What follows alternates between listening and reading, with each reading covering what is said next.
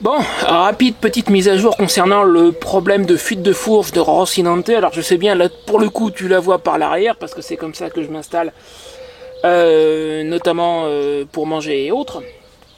Mais donc elle fuit de l'avant depuis presque un an, j'en ai parlé dans la vidéo de la semaine dernière, je te mets le raccourci là-haut, je sais jamais, est-ce que c'est à droite, est-ce que c'est à gauche, t'as un raccourci là-haut. Avec un peu plus de détails, donc elle fuit depuis ma visite en Suisse. En fait il y a un salopio, j'essaye de rester poli, qui a, je l'ai découvert plus tard, qui a tenu le tube de fourche avec une pince multiprise. Du coup, 2 cm en dessous du joint, j'ai une rayure qui fait quasiment tout le tour, une grosse rayure. Et je peux changer le joint 1000 fois, quoi que je fasse, j'ai déjà essayé 2 fois. Il n'y a rien à faire, tôt ou tard, ça se remettra à fuir. C'est exactement ce qui se passe en ce moment. Donc j'envisageais d'acheter un tube neuf. Et puis sur Facebook, j'ai un mécanicien moto à son compte qui m'a contacté, Michael, enfin qui m'a contacté moi, j'ai posté dans un groupe Facebook pour demander de l'aide. Lui m'a contacté en me disant qu'il avait une fourche a priori de la bonne année. Et alors là, ça va être la mauvaise nouvelle du jour. Finalement, il a pris des mesures. C'est la bonne année, c'est-à-dire que la fourche est issue d'une Kawasaki EN500 de 97. Mais le diamètre de ces tubes n'est pas le même, c'est le diamètre des années d'avant. Lui pense que ça doit être, et il a certainement raison, une année charnière où sans doute Kawasaki aurait utilisé des restes des années précédentes. Du coup, ces tubes font 36 mm de diamètre, les miens font 41. Donc sa fourche malheureusement n'ira pas sur Rocinante. Par contre, la bonne nouvelle, c'est qu'on a trouvé, enfin, il a trouvé, c'est lui qui me l'a, c'est Mickaël qui me l'a signalé. Moi j'ai pu revérifier après, lire l'annonce sur le bon coin. Il y a une fourche d'une Kawasaki EN500, fourche complète, c'est-à-dire les 2 bras de fourche, l'axe de roue, la roue, l'étrier de frein, même la durée de frein est dessus. Donc vraiment complète. Le propriétaire dit que c'est la bonne année, 97, par contre il ne peut pas prendre les mesures parce qu'il est en vacances jusqu'au 30 juillet. Donc pour éviter de se retrouver encore dans la même situation que celle que Michael a chez lui et qui croyait honnêtement, sincèrement que c'était la bonne alors qu'au final bah, ça ne l'est pas. On va attendre que le propriétaire de cette fourche rentre chez lui, qu'il prenne les mesures, et si c'est du 41 mm, il n'y a pas 50 options. Hein.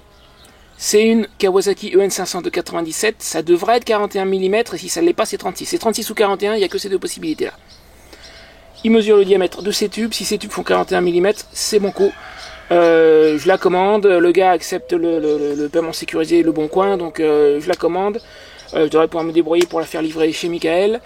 Et ensuite, j'aurai plus qu'à aller chez lui pour qu'il me la monte. Parce que moi, encore une fois, je peux pas lever la moto. Sur ça, changer un bras de fourche, hein, faut ôter la roue, t'as 2 vis à desserrer, le bras de fourche sort, tu mets le nouveau, tu remets la roue. Bon, c'est pas sorcier, mais il faut pouvoir lever la moto. Moi, je peux pas.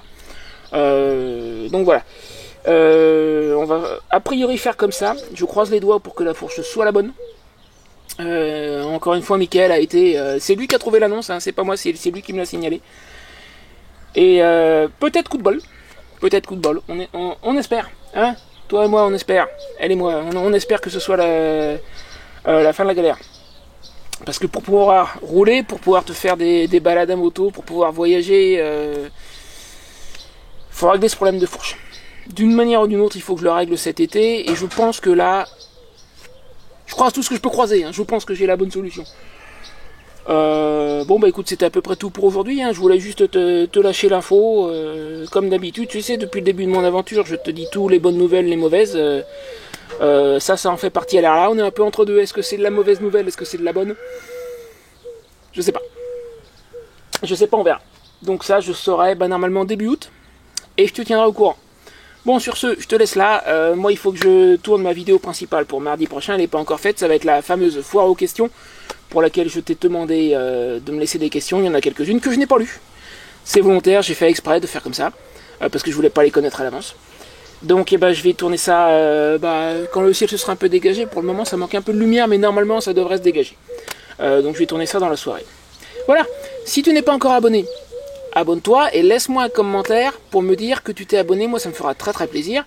Puis toi ça te permettra de suivre ma petite aventure, les balades moto, les beaux endroits à visiter, les conseils sur le camping, tout ça, enfin tout ce qui va avec la vie nomade à moto, ce qui est assez peu répandu chez nous, je crois.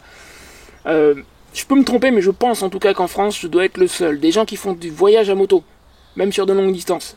Ça oui, il y en a partout en Europe, y compris en France. Mais complètement nomade, Il y en a aux États-Unis, c'est là que j'ai pris mon inspiration. Mais en France, en tout cas, moi j'ai pas connaissance. J'ai connaissance de nomades en van, en camping-car, même il y a une famille qui voyage en autocar. Mais voilà. Une autre vidéo que je vais faire dans les temps qui viennent.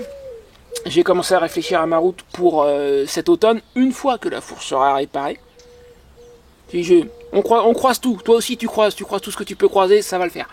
Une fois que la fourche sera réparée, j'ai commencé à réfléchir à ma route. Je sais où je vais aller en Espagne. Parmi tous les campings que j'avais repérés pour mon premier tour en espérant passer la frontière que j'ai pas pu passer, il y en a un du côté d'Alicante qui est vraiment pas cher. Alicante, décembre, janvier, les minimales c'est 7 degrés avec de bonnes couvertures, ça passe.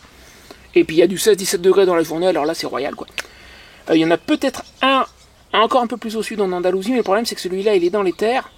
Et c'est pas tellement le fait de pas être en bord de mer qui me chagrine, c'est que l'Andalousie au niveau de la mer, l'Andalousie à 1000 mètres d'altitude, c'est pas la même chanson. C'est pas la même limonade. Donc je ne sais pas encore l'altitude de cet autre camping. Il est très possible que je me fixe sur celui d'Alicante pour au moins les 2 mois les plus froids, puis après j'aviserai. Celui d'Alicante, entre parenthèses, en plus de être pas cher du tout, il est à un jet de pierre de la plage. Il a 100 mètres. Et j'ai regardé un autre truc, il y a un hypermarché Carrefour à 3 km. Ça veut dire que pour faire les courses, même à la limite, si je veux économiser de l'essence, je veux pas sortir la moto, je peux. Voilà, donc ça on en reparlera encore dans quelques temps. La prochaine vidéo, c'est la foire aux questions sur ma vie nomade. Et puis je pense que celle d'après, ça sera ce que je prévois pour mon trajet pour l'hiver. Voilà. Salut! Et, ah oui, toujours le truc qu'il faut pas que j'oublie, hein, si ce que je fais sur cette chaîne t'intéresse, si tu aimes ça, t'as une vidéo qui pourrait t'intéresser là, et une chaîne de lecture là. Voilà. Ciao!